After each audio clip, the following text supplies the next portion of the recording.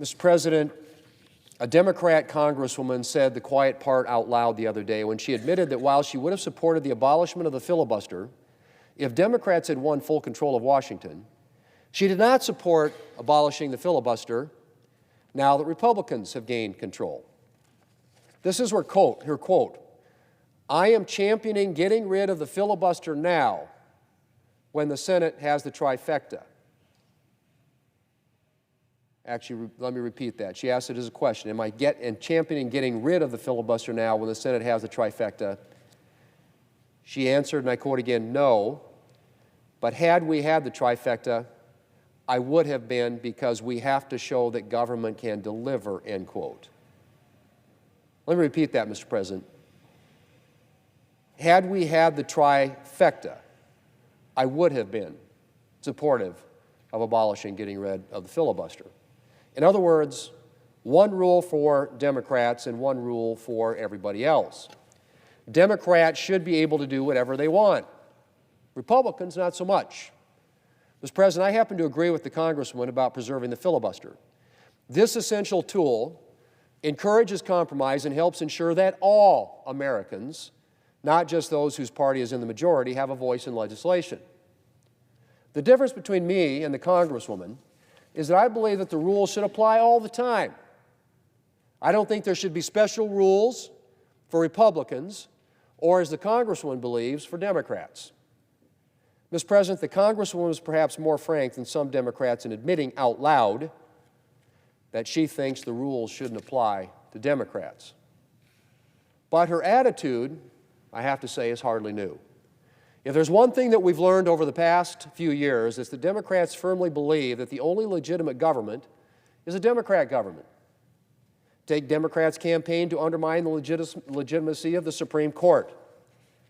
Let the court issue any decision that Democrats don't like, and these days you can be confident you will hear some Democrat decrying not just the court's decision, but the court's legitimacy.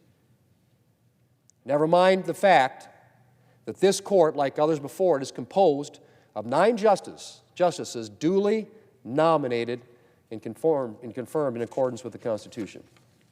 Or that so-called liberal justices and so-called conservative justices vote together a substantial percentage of the time.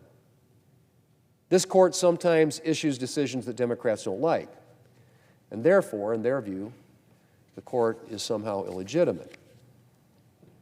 Mr. President, I find it ironic that a party that has spent a fair amount of time this election cycle talking about the importance of preserving our democracy seems intent on embracing the thoroughly undemocratic notion that only one party should be making decisions in this country. Well, I hate to tell Democrats, but that's not how it really works. And the idea that one party should have a lock on power and the courts is usually associated with forms of government that go by less pleasant names than democracy. I'm also always struck by the elitism that goes with Democrats' attitude. It's no secret that a lot of people on the left despise individuals who voted for President Trump.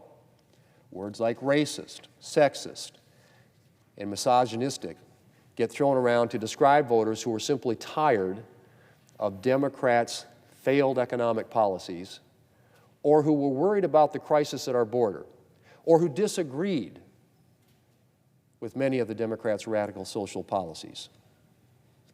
And Democrats' apparent belief that it's the Democrat Party and the Democrat Party only that should be calling the shots in Washington betrays some of that same disdain for voters.